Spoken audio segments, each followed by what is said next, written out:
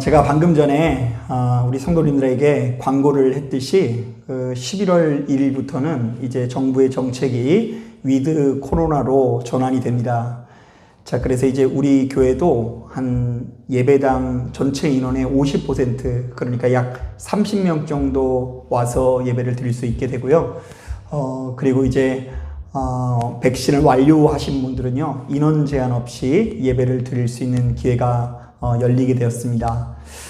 그래서 여러분 아무쪼록 이제 하나님 앞에 예배 드리는 것을 사모하는 마음을 가지고 모이기에 힘쓰시는 저와 여러분 되기를 주님의 이름으로 축복합니다. 그래서일까요? 너무 좋아서 그런지 오늘따라 옆에서 막 쿵짝쿵짝 하는데요.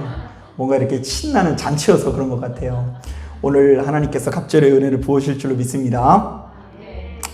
자, 오늘 우리가 읽은 말씀은 또 하나의 천국 복음인 온유함에 대해서 증언하고 있습니다.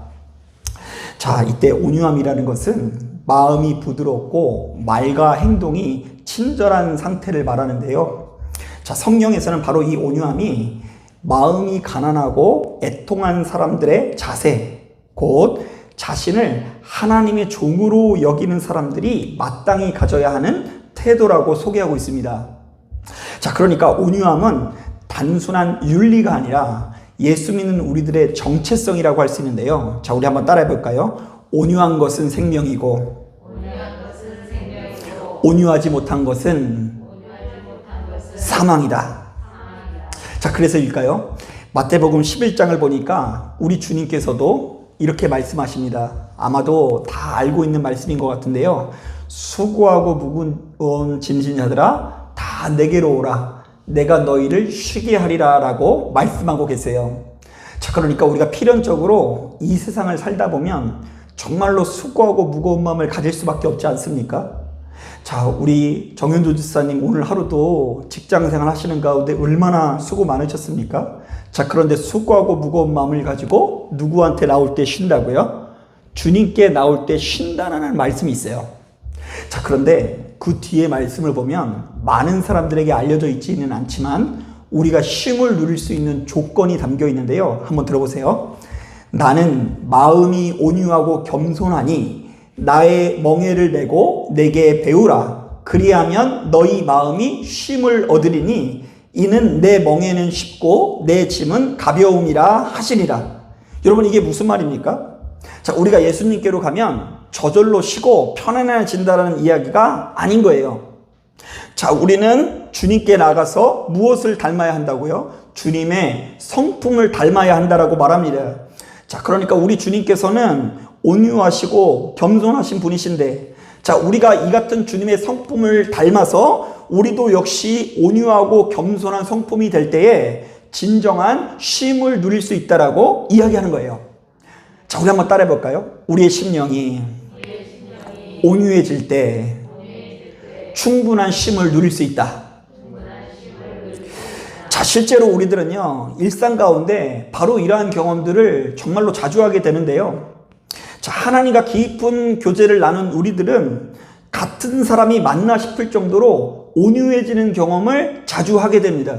자, 그러니까 기도를 시작하기 전에는 온유하지 못했던, 날 서 있던 우리들이 기도하고 예배드리는 가운데 우리들의 심령이 온유하게 변하는 경험을 숱하게 한다는 거예요. 자, 특히 이 속세와의 인연을 끊고 어디 산속에 있는 기도원에서 한 일주일만 기도해도 내려올 때의 모습은 천사와 같은 모습으로 변화되는 것도 경험하곤 하죠. 자, 그래서 어떤 분은요, 기도원에 내려오다가 이 실제로 접촉사고를 당한 적이 있는데, 그런데 평상시 같으면 이 막 상대방이 말도 안 되는 걸 가지고 팍 부딪히면요, 화가 엄청 났겠지만 웃으면서 대처했다고 합니다. 자, 왜요? 나의 성품이었으면 분명히 화가 잔뜩 났을 텐데 일주일간 기도하는 가운데 나의 심령이 어떻게 됐다고요? 온유해졌기 때문입니다. 자, 그런데 이렇게 온유함으로 자기가 혈기 나는 것을 이기는 이 성도님이 그날따라 집에 가서 평안이 다 깨졌대요. 왜 그런 줄 아세요? 여러분들이 알고 있는 그 사람. 자신의 남편이 그날따라 어찌나 그렇게 무시하고 지적하는 태도를 보이는지 갑자기 화가 나서 한참 은혜고 뭐고 막 싸우고 있는데요. 바로 그때 자신의 입에서 이런 고백이 나왔대요. 아, 진짜 속상해서 못 살겠다. 그러니까 여러분이 뭐냐면요, 예수 믿는 우리들은요, 심령의 상태에 따라서 천국과 지옥이 왔다 갔다 하는 거예요. 자, 이 기도원에서 일주일간 기도하는 가운데 온유해지니까 내 주 예수 계신 곳이 그 어디나 무슨 나라? 하늘나라 이렇게 고백하면서 막 자동차 부서져도 그냥 막 감사하고 막 이러다가 갑자기 이 집에 가서 부부싸움을 하고 나서 마음이 격해지니까 살겠다 못 살겠다? 못 살겠다라는 마음이 펼쳐지는 것입니다. 자, 저도 역시 바로 이것을 군대에서 한번 경험해 본 적이 있는데요. 자, 한 번은 저녁을 앞두고 중대원들과 함께 중대대항 운전시험에 나간 적이 있습니다. 자, 저희 부대는 사실 운전병들을 훈련시키는 이 수송 부대였는데요. 자, 부대 시스템이 전산화되면서 조교인 저희들부터 그 시스템으로 시험을 보게 한 것입니다. 자, 그래서 굉장히 신기해요. 군 부대 보통 그 차량이 5톤 트럭이거든요.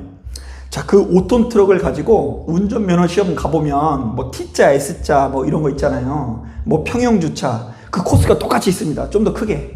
그래서 이제 선을 넘으면 뭐 마이너스 10점 뭐 감점입니다. 뭐 이렇게 되는데 군부대 차량으로 그런 이제 시스템이 이제 완성이 된 거예요.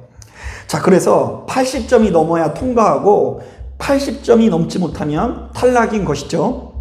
자, 그런데 저희 모두가 운전 조교인지라 통과를 해야 돼요? 못 해야 돼요? 통과를 해야 돼요. 군대에서는 뭐 그런 게 없어요. 그런데다가 각 중대가 일종의 대표를 이렇게 세워가지고요. 중대마다 5명의 대표를 이렇게 출전시켜서 이제 중대장님들이 거기에다 돈을 걸게 되는데요. 5개의 중대가 25명이 와서 총점으로 대결하는데 중대장님들이 20만 원씩 걷었어요. 그래서 1등을 하면 이제 얼마가 생겨요? 100만 원이 생기니까 이마 중대장님들이 엄청 열정을 발휘하는 거예요. 자, 그래서 저도 역시 바로 대회의 조장으로서 자, 4명의 후임들과 함께 팀을 이루게 출전하게 되었는데요. 제가 조장이에요. 그래서 무려 한 2주 정도 이 후임들을 이렇게 교육시켜가지고 이 대회를 나갔는데, 야, 놀랍게도요, 5명 모두 100점 맞아서 저희가 우승했어요. 대단하죠? 뭐 제가 막 순식간에 거기서 막 영웅이 됐어요. 막 군대 들어갈 때는 막 사고 쳐가지고 막 업신여김을 당했는데, 군대 전역을 얼마 안 앞두고 그냥 후임들 4명 데리고 가가지고 거기서 1등을 했으니 얼마나 이 대단합니까? 그래가지고 중대장님이 막 목마도 태워주시고요. 막 나중에 뭐 주말에 밖에 나갈 수 있는 외박권도 없고요. 그리고 우리 중대는요, 그날 그 중대장님이 받은 100만 원 갖다가 이 삼겹살 구워 먹으면서 아주 파티를 보내기까지 합니다. 자, 그런데요, 문제가 발생합니다.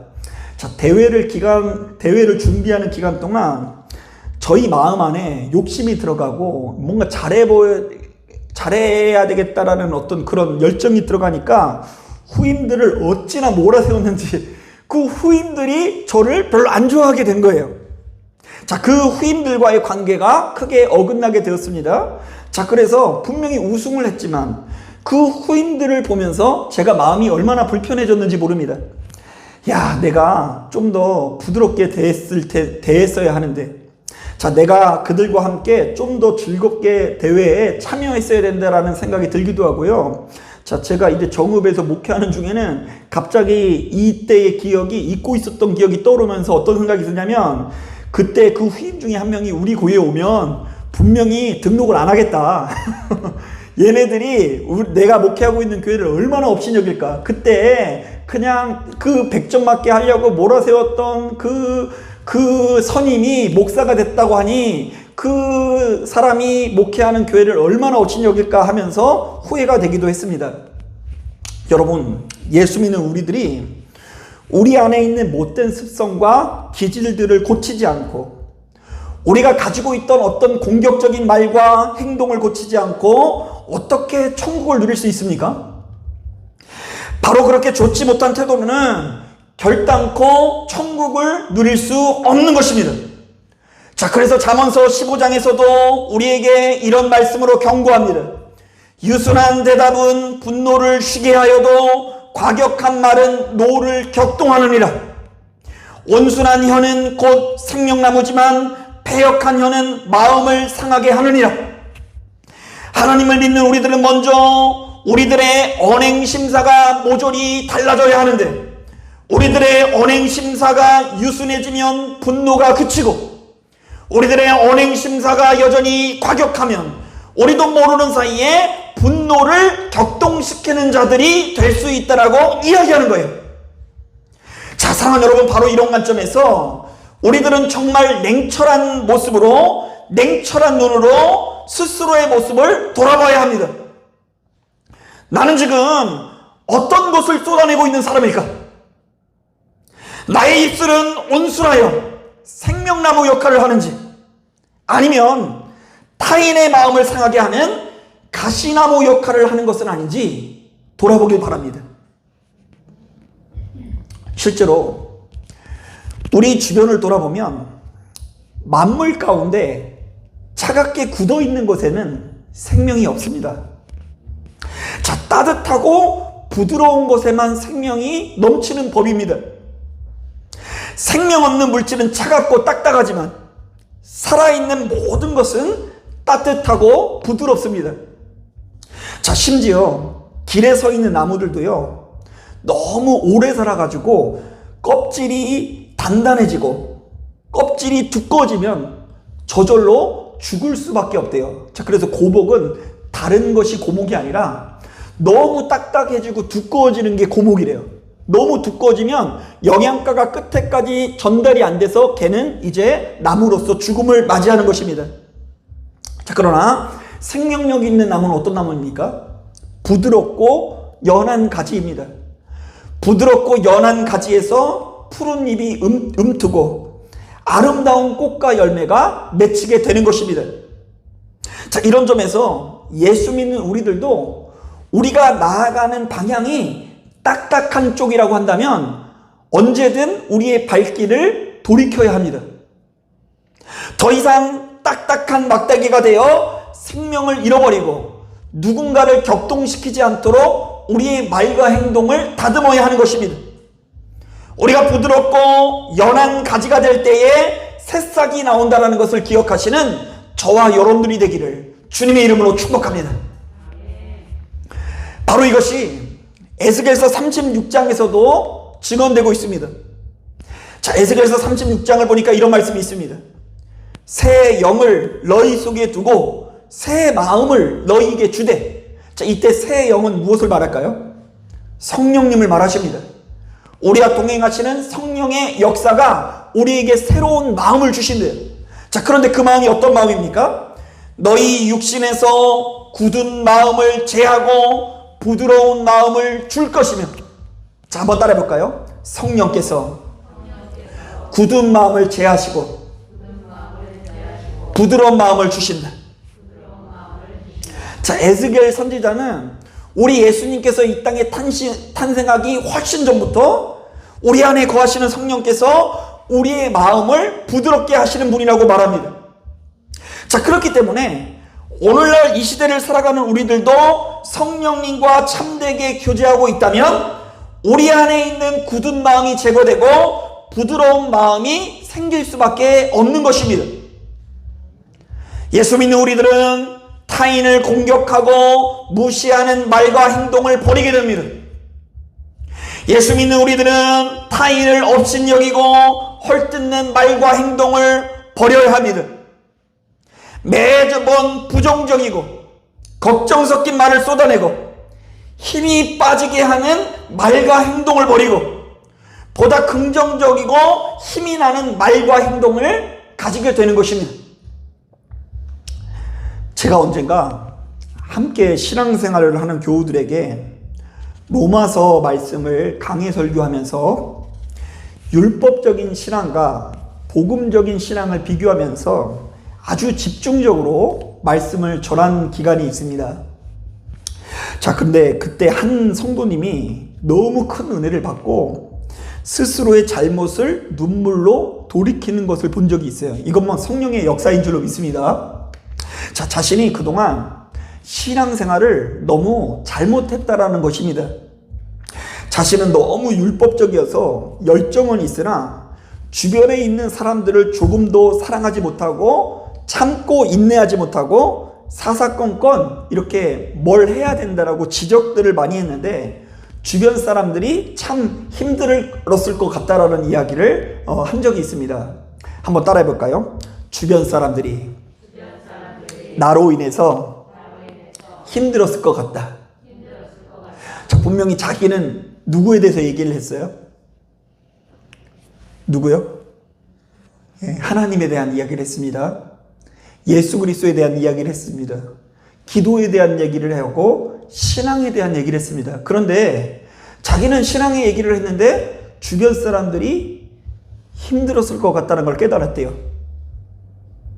자, 바로 이렇게 율법적인 분이 성령님을 참되게 만나니까 이전에 차갑고 딱딱했던 자신의 모습을 뉘우치는 거예요. 자, 그리고 이제 하나님께서 주신 말씀과 은혜를 붙들고 그래도 달라지기 위해서 얼마나 노력하는지, 자, 그 모습을 보는데 목사로서 큰 보람을 느꼈습니다. 자, 저는 그분의 여정을 끝까지 지켜보지는 못했지만 한 가지를 확신할 수 있었습니다. 아, 저 집사님의 언행심사가 변하는 만큼 저분이 천국을 누리겠구나. 한번 더 따라하겠습니다. 온유한 것이 생명이고 온유하지 못한 것이 사망이다. 자, 오늘 우리가 읽은 본문을 보니까 예수님께서는 온유한 자는 복이 있나니 그들이 땅을 기업으로 받을 것이라고 약속하십니다. 자, 이것은 땅을 차지하는 최우승자는 힘이 세거나 지식이 뛰어난 사람도 아니고 너무나 유능하거나 유창한 언어를 가진 사람이 아니며 어떤 사람이 진정한 승리, 온유한 자가 진정한 승리와 축복을 차지한다는 거예요. 자, 그러니까 최우승자는 누구라고요? 온유한 자가 최우승리자가 된다라는 이야기를 하는 거예요. 자, 그러면 온유함이란 어떤 것을 말할까요? 심령이 가난하여 겸손한 상태를 말합니다.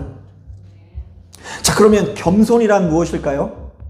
겸손이란 자기를 낮추는 마음이요, 자기 비움이요, 자기 부인의 상태를 말합니다.